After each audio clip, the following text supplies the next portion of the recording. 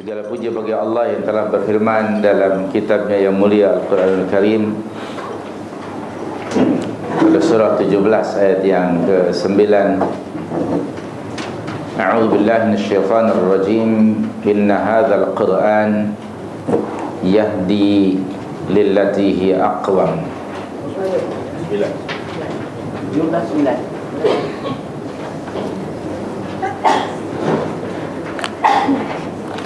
ويبشر المؤمنين الذين يعملون الصالحات أن لهم أجرا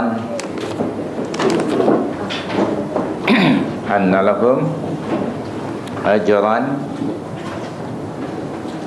apa? Ajran kabira. Surah 17 ayat yang ke-9. Salawat serta salam kita mohon kepada Allah agar sentiasa dilimpahkan ke atas junjungan kita Nabi besar Muhammad sallallahu alaihi wasallam, juga ke atas ahli keluarganya, para sahabatnya dan sesiapa saja yang mengikuti petunjuknya hingga hari kebangkitan nanti. Alhamdulillah, setelah kita bercuti lebih kurang 1 tahun, tahun 2014 sekarang 2015, maknanya kita cuti 1 tahun. Umur belum puas. Sudah habis 1 tahun, umur belum siap lagi. Alhamdulillah, kita diberi peluang oleh Allah untuk meneruskan tadabbur Al-Quranul Karim. Minta maaf agak kurang sehat sedikit. Seminggu yang lalu sudah demam, sudah baik. Malam tadi balik dari Perlis, lambat demam lagi. Alhamdulillah. Nah, ada program kemarin di sana. Baik, pagi hari ini kita akan mentadabburi firman Allah pada surah 16 ayat yang ke 98. Surah 16 ayat 98. Surah An-Nahl ayat 98. A'udzu billahi minasyaitonir rajim. Apa bunyi ayatnya? Fa idza qara'tal Qur'ana fasta'idz billahi minasyaitonir rajim. Apabila kamu hendak membaca Al-Quran, akan membaca Al-Quran, atau bila kamu membaca Al-Quran, maka hendaklah kamu meminta perlindungan kepada Allah daripada syaitan yang terkutuk. Pada ayat yang mulia ini,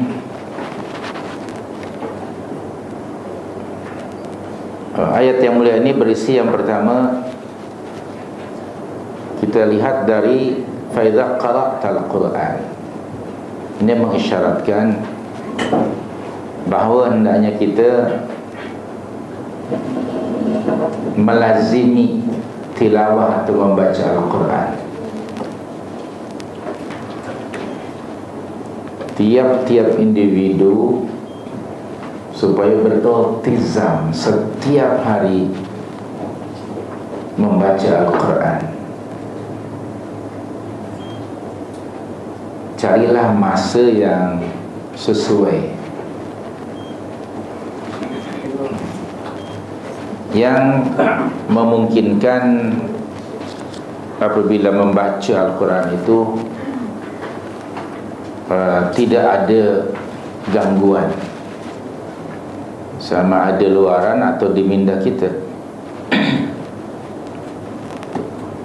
Cari masa yang sesuai dan akan membantu kita untuk memahami dan mentadabburi apa yang kita baca dari ayat-ayat Al-Quran itu.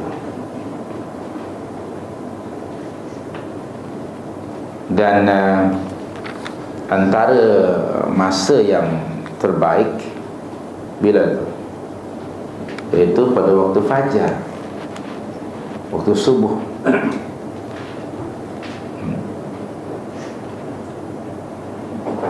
Itu di antaranya masa yang terbaik, di mana keadaan fizikal kita, minda kita, udara masih fresh. Mungkin dia akan membantu kita untuk membaca. Dan apabila kita membaca, bacalah secara tartil. Dalam surah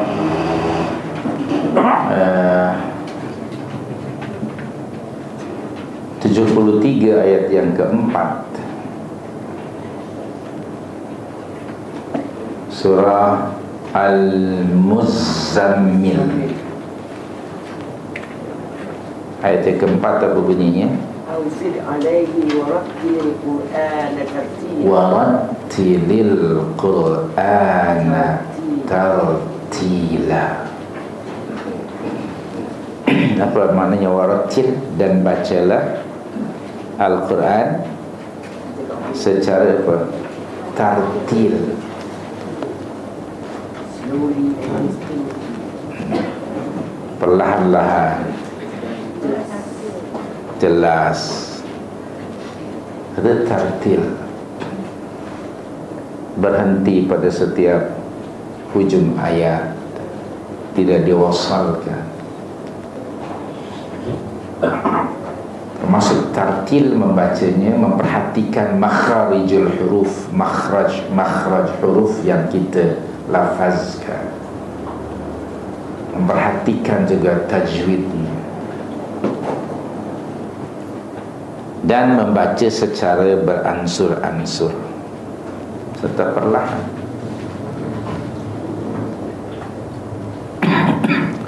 Allah juga menurunkan Al-Quran kepada Rasul secara perlahan-lahan, beransur-ansur. Dalam surah 17 ayat 105, surah 17 ayat 105, surah Al-Isra 105. Apa bunyi ayatnya? Wabil haqqi anzalnahu wabil haqqi nazal. Kama arsalnaka illa mubashiran wa nadhira. Sambung ayat 106. Qur'anan faraqnahu litaqra'ahu 'alan nasi 'ala muktin Wa nazzalnahu tanzila. Itu 106 ya. Dan Al-Quran itu telah kami turunkan dengan beransur-ansur agar kamu membacakannya perlahan-lahan kepada manusia, dan kami menurunkannya berperingkat demi berperingkat. Jadi itu termasuk tartil membaca Al-Quran. Okey. So kemudian kita balik lagi tadi pada ayat yang pertama ya, 1698 tadi. Fa idza qara'tal Qur'an, dahulukanlah membaca Quran dari Quran. Dahulukan baca Quran dari Quran. Faham Quran ni? Bacaan. Quran tu dalam bahasa Belanda maknanya newspaper. Dahulukan membaca Al-Quran dari yang lain-lain. Selama ini barangkali kita lebih mendahulukan yakni sinar pagi, sinar petang, sinaran macam-macam lah. Utusan pagi, utusan petang, utusan mingguan, bulanan, my world, your world, his world, our world. Terlalu banyak majalah-majalah. Coba kita ketepikan itu. Dahulukan membaca kitab Allah. Okey, fa idza qara'tal Quran, Bagi mereka yang belum tahu membacanya, ya belajar membaca, bagaimana membaca Al-Quran secara baik. Rasulullah SAW menganjurkan kita untuk mempelajari bacaan Al-Quran dan memperbaiki bacaan. Bahkan kata Nabi SAW, mafhum salah satu hadis, sesiapa yang membaca Al-Quran dan berat lagi, susah baginya, tapi ia terus berusaha membaca dan memperbaiki bacaannya, maka baginya dapat 2 pahala. Wa man qara'a al-Quran, dan siapa yang membaca Al-Quran wa huwa alaihi syaq, dan susah baginya membacanya, tapi dia terus berusaha, wa yatata' fi qira'atihi, dan terketak-ketak membaca. Jadi yatata' itu bahasa Kedah rupanya. Yatata' maknanya terketak-ketak, juk membacanya. Lalu kata Rasulullah, bagi orang ini dia akan dapat 2 pahala. Pahala membacanya, kedua pahala berusaha untuk memperbaiki bacaannya. Maka itu Nabi menganjurkan, menggalakkan kita untuk memperbaiki bacaan. Baik. Kemudian pada surah 16 ni ayat 98, ada perintah dari Allah, apabila kita hendak bermula membaca Al-Quran, hendaknya fasta'idz billah, maka hendaklah kamu meminta perlindungan kepada Allah minasyaitanir rajim, daripada syaitan yang terkutuk.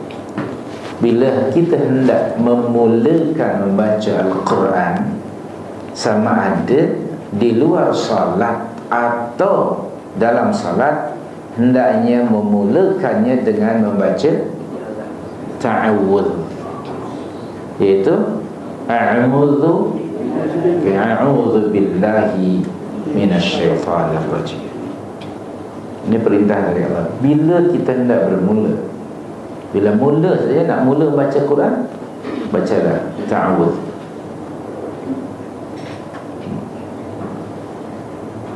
Baik. Kemudian kedua, perintah untuk memohon perlindungan kepada Allah daripada gangguan syaitan. Di sini Allah memberitahukan pada kita bahawa kita ada musuh.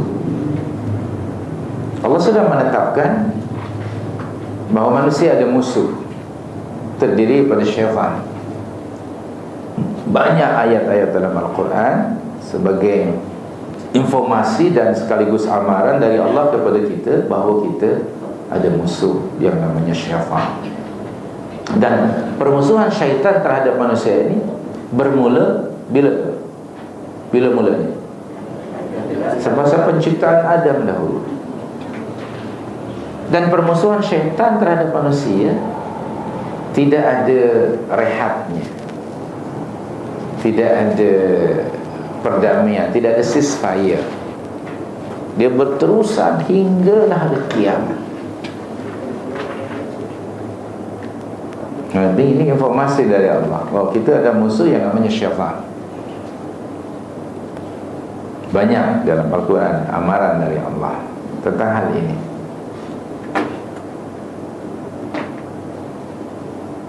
Dalam surah Yasin yang anda sudah hafal, ada satu ayat, Bismillahirrahmanirrahim, Alam a'had ilaikum ya bani Adam alla ta'budu syaitan innahu lakum aduwwum mubin.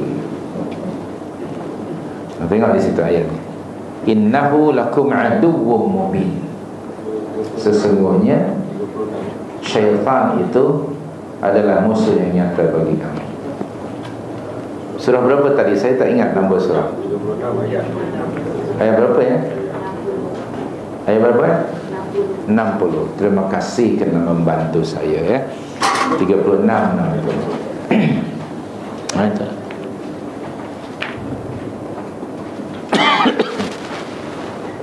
Syaitan itu adalah aduwwum mubin. Yang namanya adu atau musuh, dia akan selalu pasang jerat untuk menjerat yang dimusuhinya.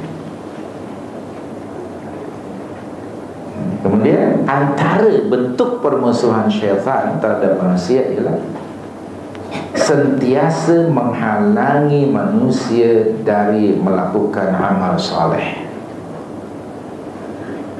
Syaitan akan sentiasa menghalangi siapa saja yang hendak mendekatkan dirinya kepada Allah, dia akan sekat.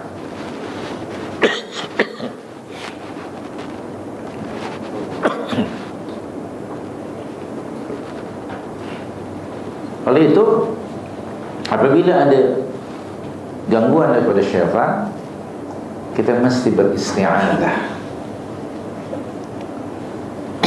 mohon perlindungan kepada Allah. Perhatikan surah 61 ayat yang ke bukan 61, surah 41 ayat 36. Tolong off ya. Turn off. Surah 41, surah apa? Fussilat, ayat yang ke 36.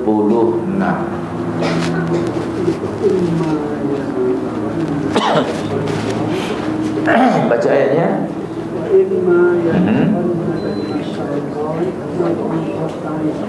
Aywa, itu ayat surah Fussilat 36. Sudah jumpa ayatnya semuanya? Dah jumpa? Okey. Fa'imma yanzaghannaka minasyaitani nazghun fasta'idh billah innahu huwas sami'ul 'alim. Jadi lafaz ta'awudnya itu a'udzu billahis sami'il 'alim minasyaitonir rajim. Itu bentuknya. Kalau tadi itu surah 16 88 a'udzu billahi minasyaitonir rajim. Di sini a'udzu billahis sami'il 'alim minasyaitonir rajim. Apa terjemahan makna ayat? Dan apabila apa? Jika syaitan mengganggumu dengan suatu gangguan, maka minta perlindungan kepada Allah. Karena semuanya Allah itu Maha mendengar lagi Maha mengetahui. Antara gangguan syaitan tadi mengganggu, menghalangi manusia dari melakukan amal kebaikan dan kebajikan. Antaranya ialah membaca Al-Quran. Membaca surat Kabar ni tak ada halangan, mudah saja.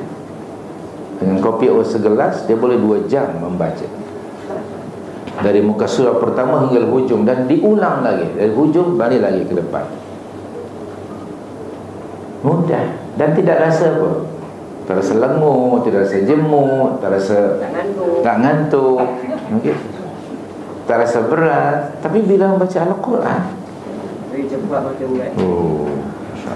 Al-Qurannya terbuka, mata yang membaca tertutup. Ini antara gangguan syaitan. Fasta'idz billah.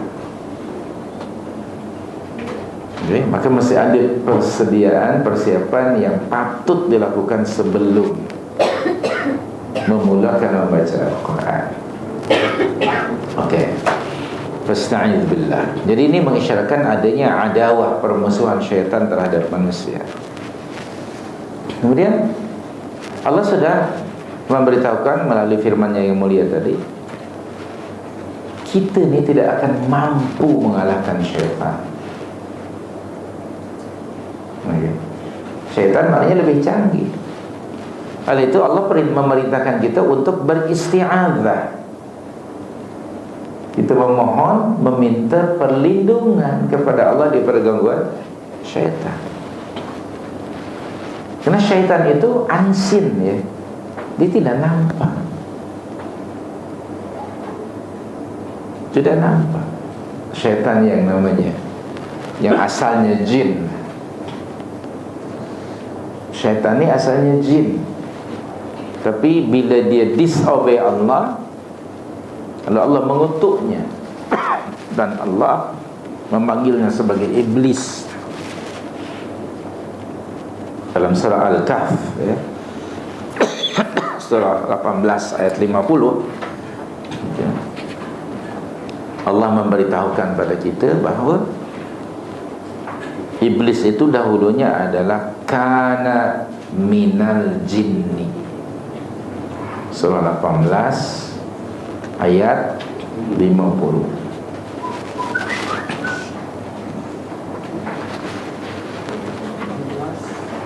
Apa bunyi ayatnya? Wa yaqulna lil malaika usjudu li adam fasajadu illa iblis. Kemudian kana minal jinni fa fasaqa an amri rabbih.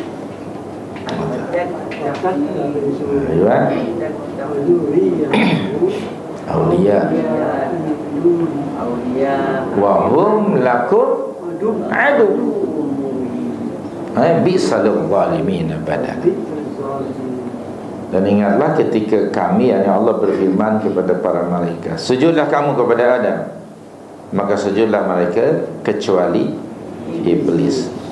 Dia itu adalah dahulunya golongan jin. Dahulu tu maksudnya sebelum dia disobey Allah.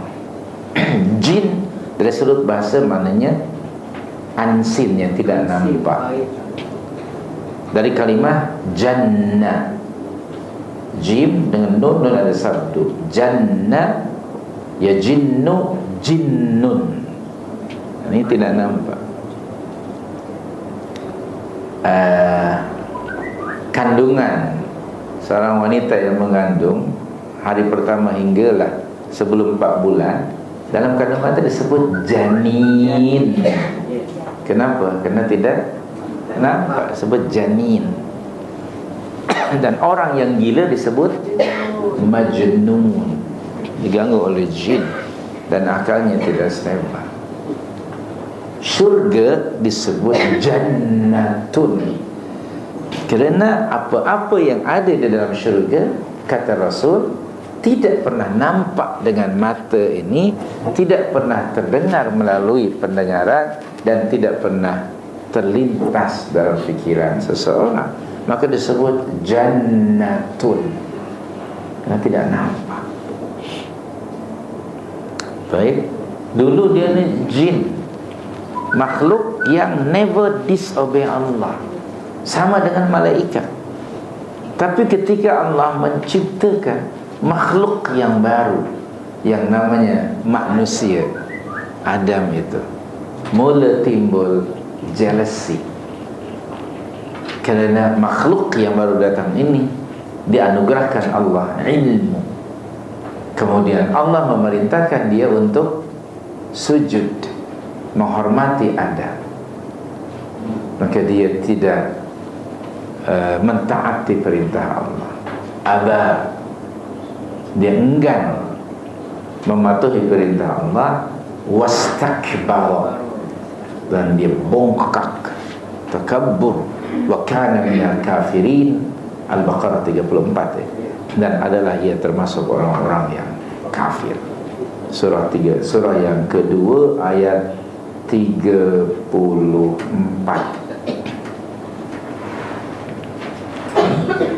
Wa idh qulna lil malaika usjudu li Adam fasajadu illa iblis aba. Aba maknanya enggan. Enggan apa? Enggan mematuhi perintah Allah. Aba. Saya teringat satu hadis Rasul SAW, bunyinya begini lebih kurang. Tiap-tiap umatku akan masuk syurga, kecuali melainkan yang aba, yang enggan. Ada para sahabat bertanya, siapa dia orang yang enggan masuk syurga itu ya Rasulullah? Jawaban Rasul SAW, man ata'ani dakhalal jannah wa man asani faqad aba. Nanti rujuk kitab Riyadhus Shalihin dalam bab taat. Sesiapa yang mentaatiku, man ata'ati, siapa yang taat kepadaku, tunduk patuh dan mengikuti apa yang dibawa Rasulullah, itulah dia orang yang akan masuk syurga.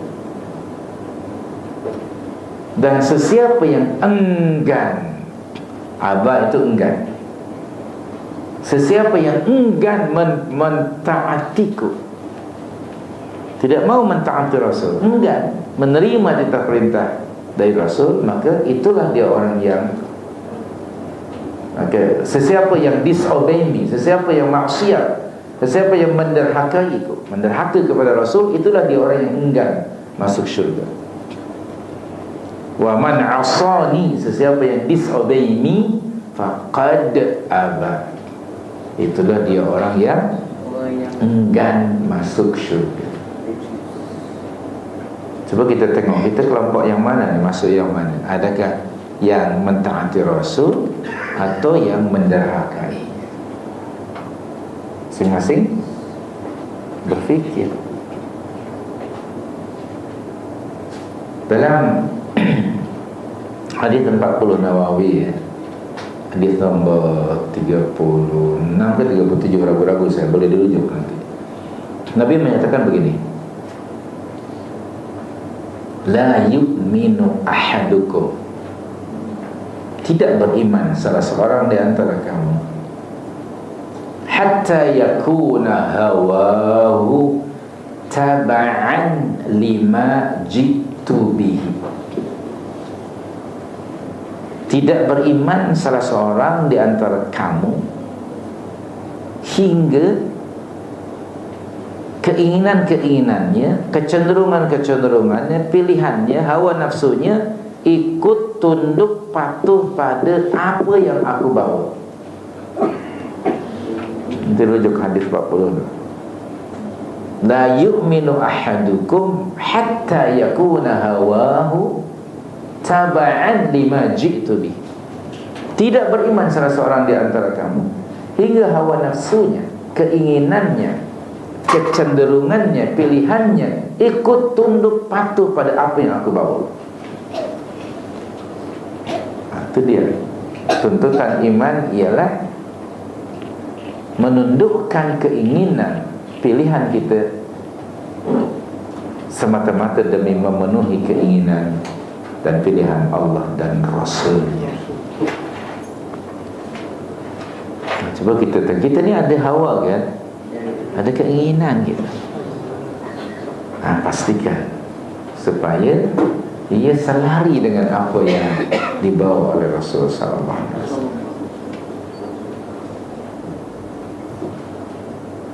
Sebab dalam surah 33 ayat 36, Allah tidak menganggap seorang itu, baik lelaki atau wanita, tidak dianggap sebagai seorang yang beriman jika sekiranya ia mengikuti, menuruti pilihannya sendiri, atau pilihan orang tuanya, atau pilihan masyarakatnya, padahal pilihannya itu berselisih, menyalahi ketetapan Allah dan Rasulnya. Sudah jumpa ayatnya? Surah 33 ayat 36. Apa bunyi ayat? wa ma kana li mu'minin wa la mu'minatin idza qadallahu wa rasuluhu amra ayyakuna lahumul khiyaratu min amri.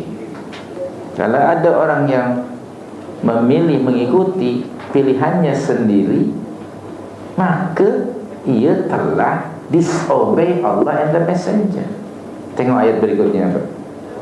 Bukankah Allah menyatakan wa may ya'sillaha wa rasulahu faqad dhalla dhalalan mubina.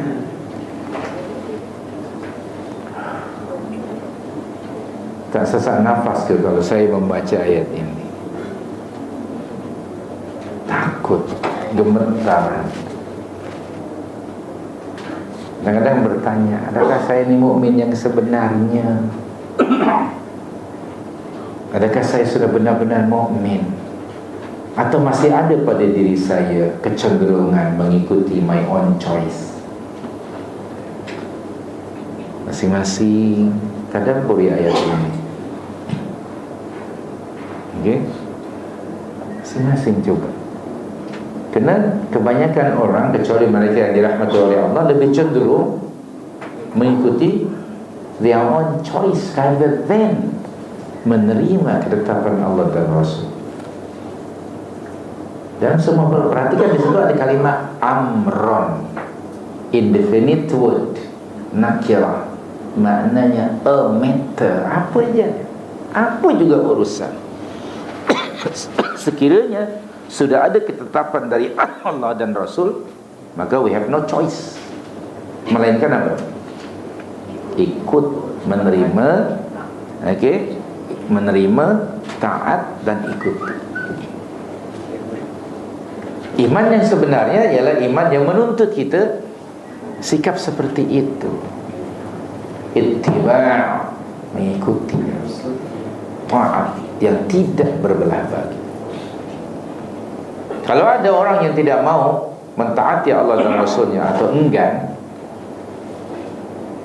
maka orang ini akan termasuk pada salah satu di antara yang pertama, mungkin dia belum aqil baligh. Okay?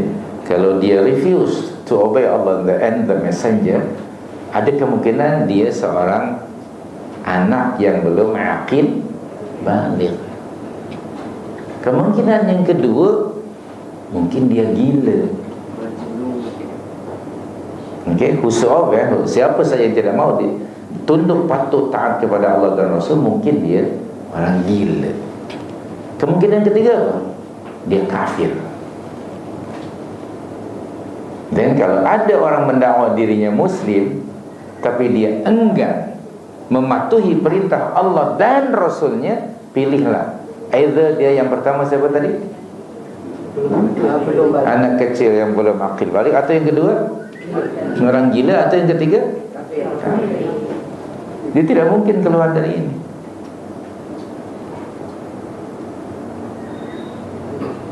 Serius ini masalahnya. Dan ramai orang yang seperti ini. Sekedar informasi bagi anda, mungkin anda semua sudah tahu sebab nuzul surah 33 tadi, ayat 36. Secara ringkas nanti anda rujuk. Rasulullah itu punya anak angkat, namanya siapa? Zaid bin Harithah. Hendak dinikahkan pada Zainab binti Jahash radhiyallahu anha. Ketika Nabi propose kepada Abdullah dan Zainab binti Jahash, Abdullah itu abangnya radhiyallahu anhu, keduanya apa? Keduanya menolak proposal Rasul. Ini nak dinikahkan oleh Nabi. Keduanya menolak proposal Rasul itu. wahai Zainab, aku akan nikahkan kamu dengan Zaid ya. Tak nak lah, I have my own choice. On the spot Allah turunkan ayat itu sebagai teguran kepada Abdullah dan Zainab binti Jahsh radhiyallahu anhuma. Kalau kita lihat urusan itu kan urusan pribadi ya. Bahasa kita kan urusan pribadi itu kan, personal itu. Yang akan nikah siapa? I lah, bukan you. Bahasa gitu ya begitu. Yang akan nikah kan I, bukan you. Why should you force me? Dalam bahasa kita lah. Kan? Tapi jangan lupa, siapa yang propose? Nabi Rasul sallallahu alaihi wasallam. Isunya di sini. Isunya bukan apa dia amrunnya itu. Perkaranya apa? Bukan itu yang dilihat, tapi siapa yang menyuruh, yang propose masalah.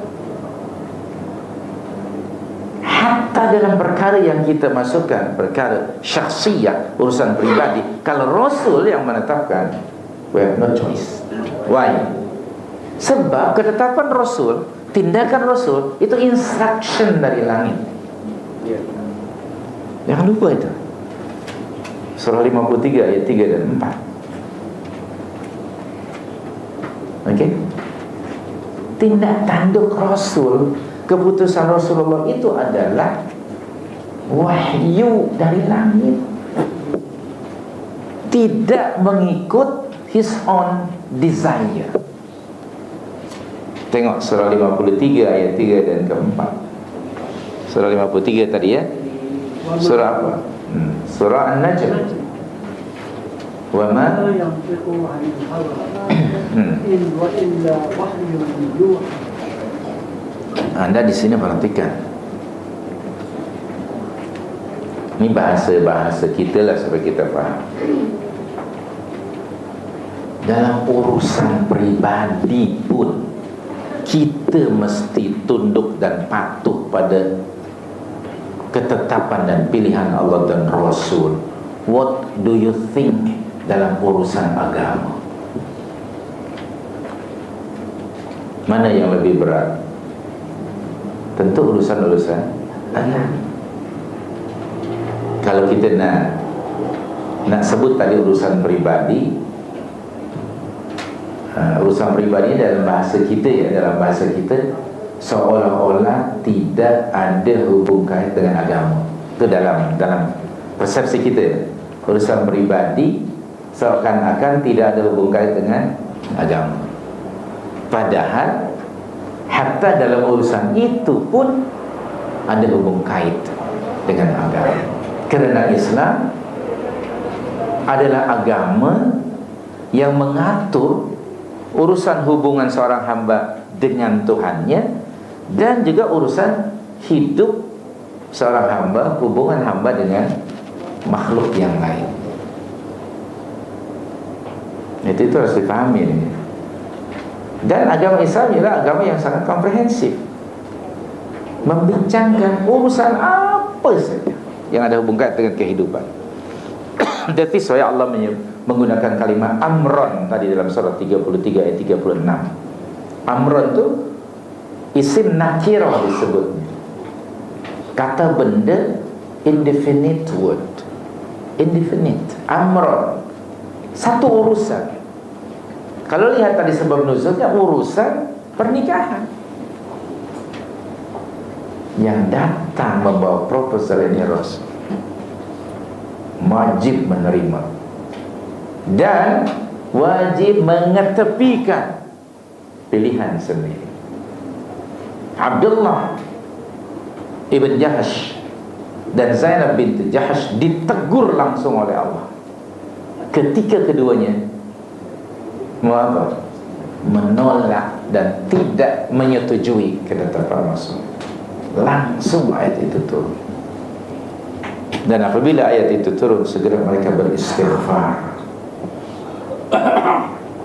Menggeletar jiwa mereka, ketakutan. Lalu mereka memohon keampunan Allah. Yang akhirnya nikahlah Zainab dengan Zaid itu. Kemudian yakni pernikahan itu tidak kekal. Rupanya ada perancangan dari Allah. Itu Allah merintahkan Rasul untuk menikahi dengan Zainab setelah Zaid menceraikannya dan habis iddah Zainab binti Jahsh. Apa hikmahnya? Sebagai tambahan maklumat saya, di zaman jahiliyah bapa angkat dianggap sebagai ayah kepada anak angkat. Oleh itu ekoran dari sini, ayah angkat itu haram, tidak boleh menikahi dengan janda pada anak angkat. Itu di zaman jahiliyah. Jadi Allah hendak menghapuskan adat yang menyalahi syariat. Di dalam syariat Islam boleh dan halal seorang bapa angkat menikahi janda kepada anak angkatnya. Harus dibezakan antara anak angkat dengan anak nasab. Kalau nasab tidak boleh, jelas. Dan Allah menyatakan bahawa Muhammad SAW itu bukanlah ayah kepada Zaid. Mereka memanggilnya Zaid bin Muhammad.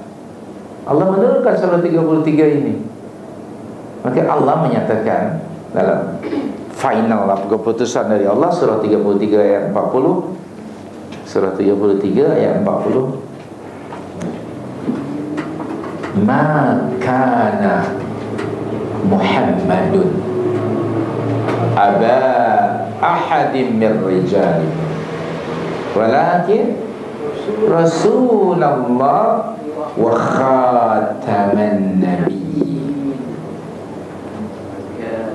Allah menafikan di sini Muhammad SAW itu bukanlah ayah kepada salah seorang lelaki di antara kamu. Akan tetapi siapa Muhammad itu sallallahu alaihi wasallam? Dia adalah Rasul Allah dan penutup bagi para nabi alaihi wassalatu wassalam. Ya jelas, kenapa kamu manggilnya Zaid bin Muhammad? Maka di awal ayat ataupun surah 33 itu ud'uhum li abaihim. Sedikit ni maklumatnya, dan di awal surah ini pada ayat yang ke-4 ya. Ayat yang ke-5, ayat yang ke-5. Ud'uhum li abaihim. Surah 33 ayat 5. Ud'uhum li abaihim.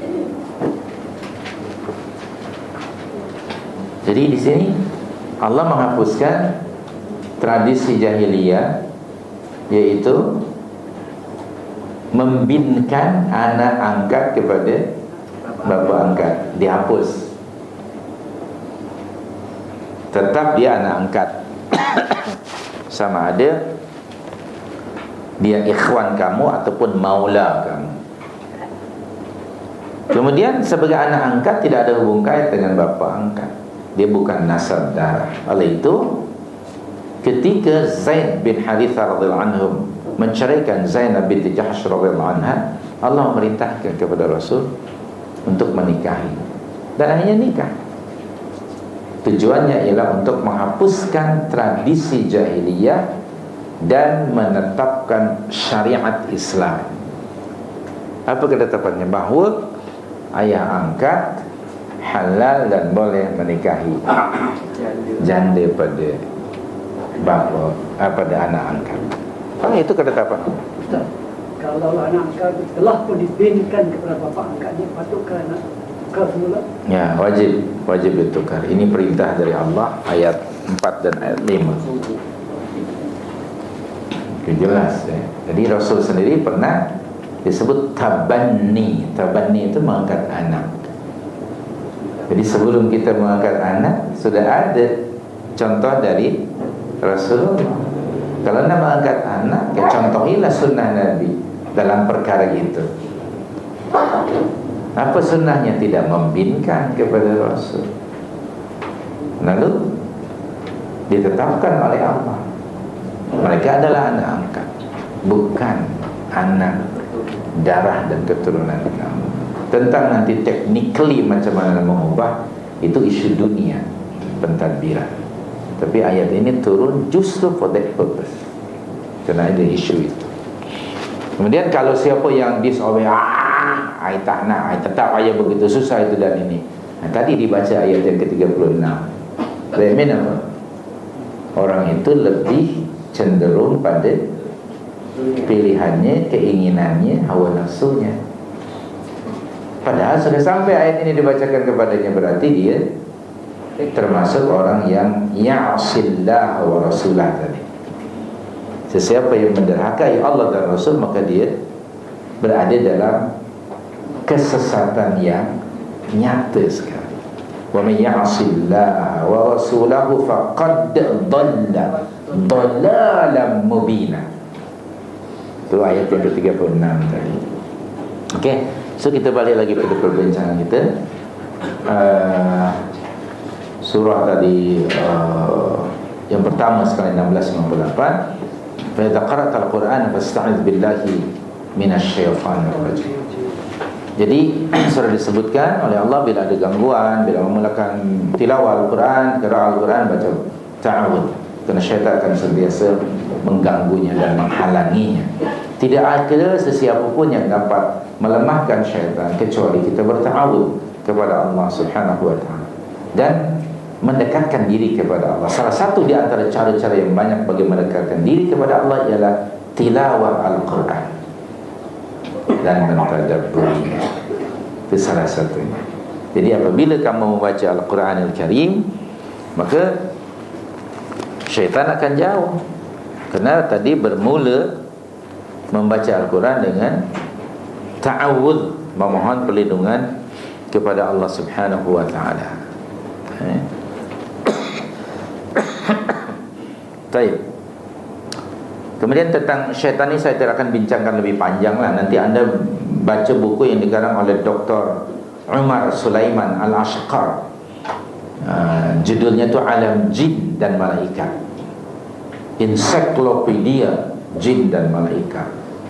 Itu sudah diterjemahkan ke dalam bahasa kita, tentang syaitan dan bagaimana dia cara mengganggu, bagaimana kita agar selamat daripada gangguannya. Kemudian syaitan itu disifati oleh Allah di hujung ayat tadi ar-rajim. Ar-rajim maknanya marjum, yang direjam, maksudnya yang dikutuk. Dikutuk maknanya dijauhkan dari rahmat Allah. Dan syaitan merupakan makhluk yang mal'un. Marjum maknanya mal'un. Mal'un lain-lain je dengan mal'un. Saya pun tak tahu mal'un tu. Mal'un maknanya yang dilaknat. Na'udzubillah. Yang dilaknat dan dikutuk, na'udzubillah, oleh Allah Subhanahu wa ta'ala. Kenapa dia dikutuk? Sebab dia disobey Allah. Dan ketika dia disobey Allah tadi, he never repent, dan tidak pernah merasa berdosa, bahkan bangga dengan dosanya itu. Wal'iyadzubillah. Jadi kita kembali, hendaknya semua keinginan, kecenderungan, pilihan kita mengikut ketetapan Allah dan Rasul. Barulah seseorang itu masuk dalam kategori mukmin yang benar. Jadi selanjutnya Allah memberitahukan syaitan ini ada dua jenis. Di dalam surah 6 112, hatta bagi para rasul alaihimus salatu wassalam pun ada musuh, yaitu syaitan. Dan permusuhan syaitan itu lebih dahsyat lagi bagi kepada seorang rasul, ya, atau siapa saja, di ketika seseorang itu hendak atau memulakan berusaha menyeru orang lain ke jalan Allah. Tengok surah 6 112. Sudah jumpa belum ayatnya? Wa kadzalika ja'alna likulli nabiyyin aduwwa. Dan demikianlah kami jadikan bagi tiap-tiap nabi itu ada aduwwa, ada musuh. Siapa musuhnya? Terdiri dari syayatinal ins dan keduanya wal jin. Ada berapa jenis syaitan di sini? Syaitan, manusia dan Ada dua. Ada syaitan dalam form bentuk manusia dan ada dalam form jin yang tidak nampak. Kemudian kedua-duanya ini mereka saling bekerja sama. Yuhi ba'dhum ila ba'dhin zukhrufal qawli ghurura. Mereka ni memang kawan kamceng, pasangan ideal kedua-duanya, untuk menyekat, menghalangi seseorang dari mendengar dakwah Islamiah. Bagi para rasul pun ada musuh, apalagi lah orang biasa. Bagi tiap-tiap nabi ada adu. Dan Allah menggunakan kalimat syayatin, plural dari syaitan.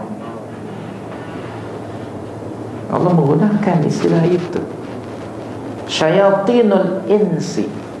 Perhatikan, syaitan yang nampak dari golongan manusia. Jadi musuh dakwah, musuh kebenaran, musuh orang yang hendak melakukan kebaikan demi mendekatkan dirinya kepada Allah, yang pertama terdiri daripada syaitan dalam bentuk manusia. Jangan jadi golongan itu. Ada tak golongan macam itu hingga hari ini? Menghalangi, menyekat orang dari mendengar seruan Allah dan Rasul, dari memahami, dari mendatangi, dari mengikuti. Ada.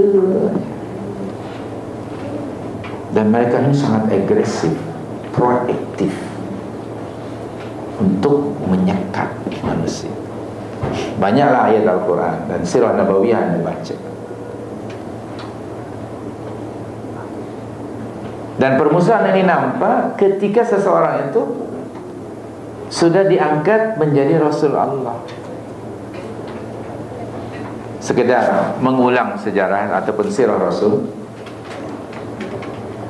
Sebelum Muhammad bin Abdullah sallallahu alaihi wasallam menjadi Rasul Allah, orang-orang musyrikin Makkah, penduduk Makkah memberi pingat tertinggi kepada Muhammad.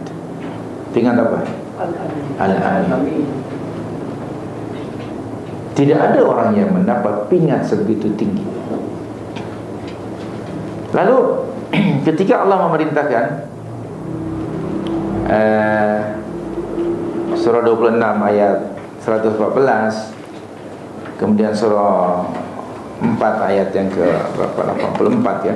Ketika Allah memerintahkan Rasul untuk memulakan dakwahnya, wa anzir ashiratakal aqrabin. Ya, Allah memerintahkan kepada Rasul untuk memulakan dakwah. Okey, pada surah 26 tadi ayat 114.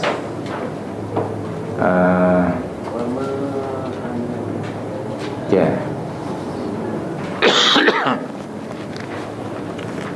Wa anzir ashiratakal aqrabin. Betul ke ayat itu? Oh sorry, bukan 114. 200. Sorry, saya minta maaf saya. 214 ya. 214. Wa anzir ashiratakal aqrabin. 214.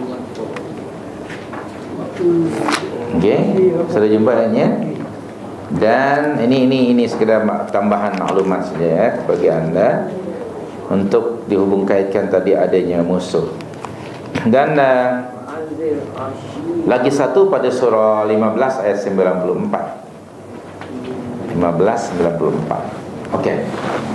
Kedua-dua ayat ini isi kandungannya perintah dari Allah kepada Rasul sallallahu alaihi wasallam untuk memulakan dakwah, untuk mengisytiharkan dirinya sebagai Rasul Allah. Okey.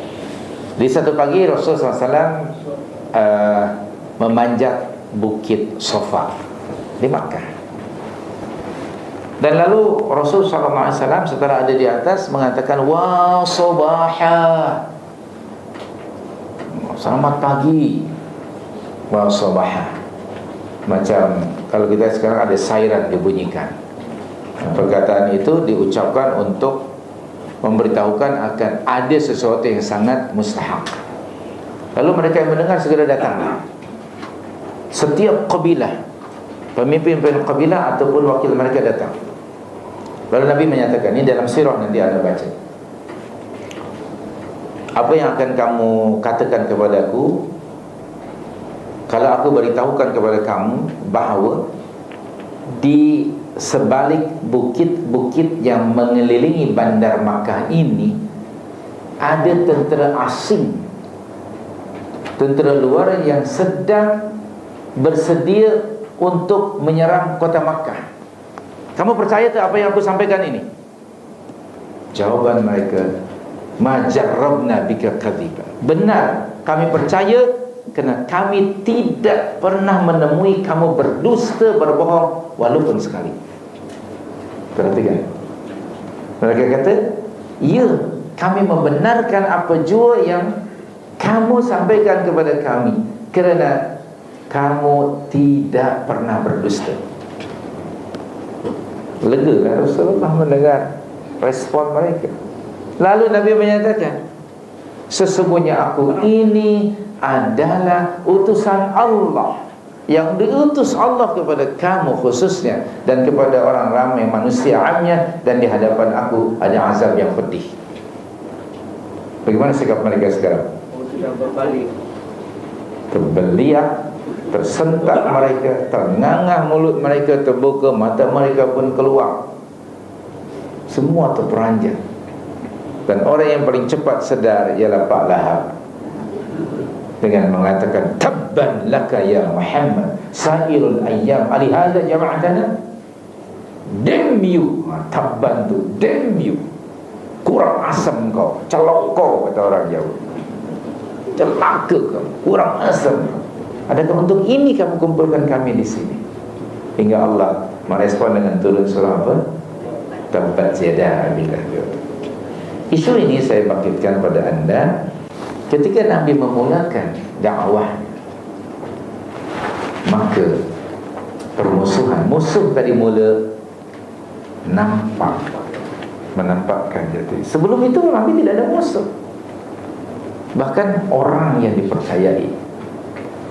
Jadi tadi Allah menyebut surah 6 112 bahwa Allah telah menjadikan bagi tiap-tiap seorang Nabi ada musuh, kan?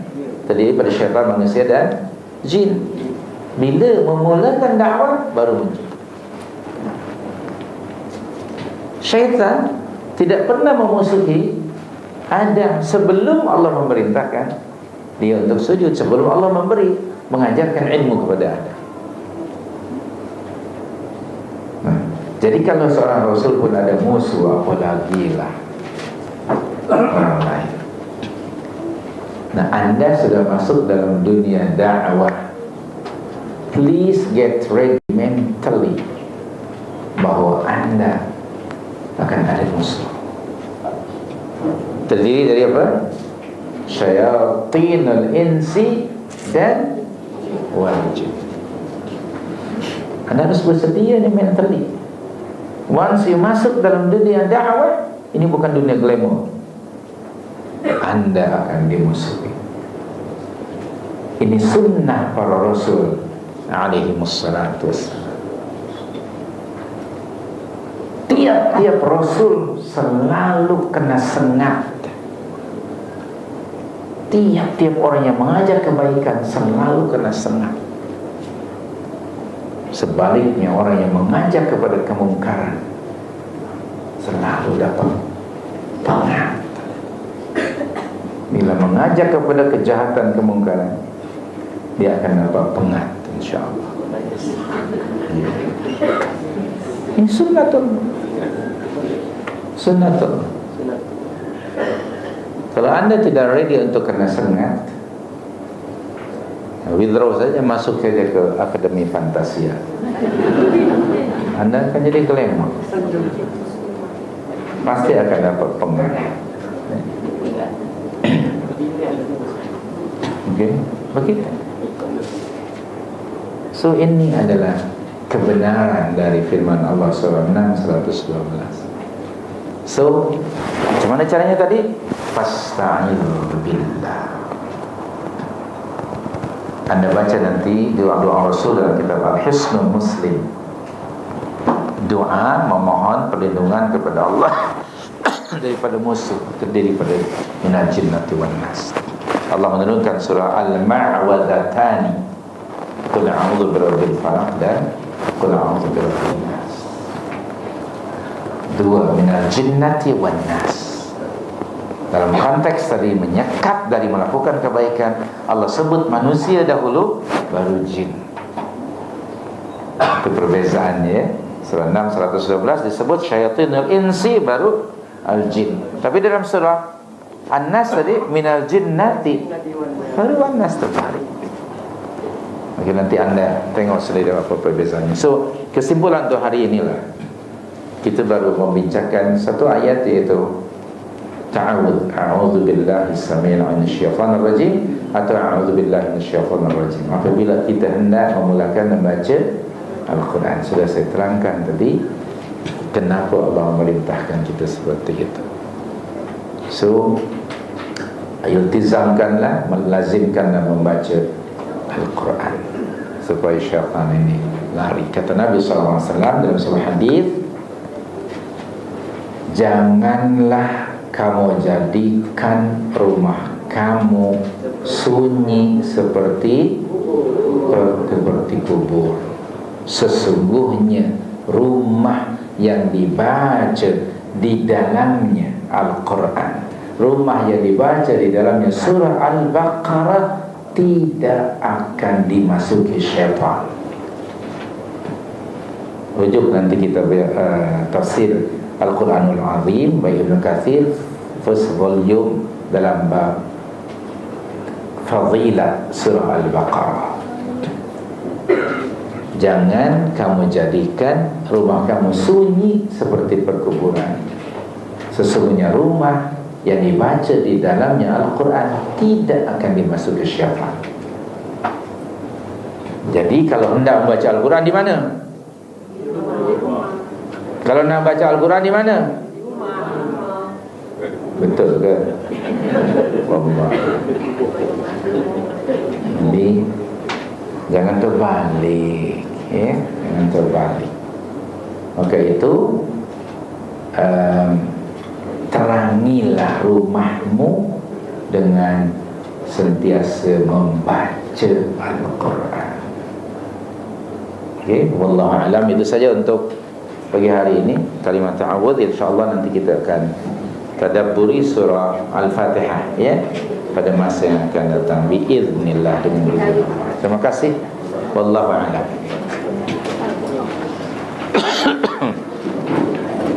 Aku qali hadza wa astaghfirullah.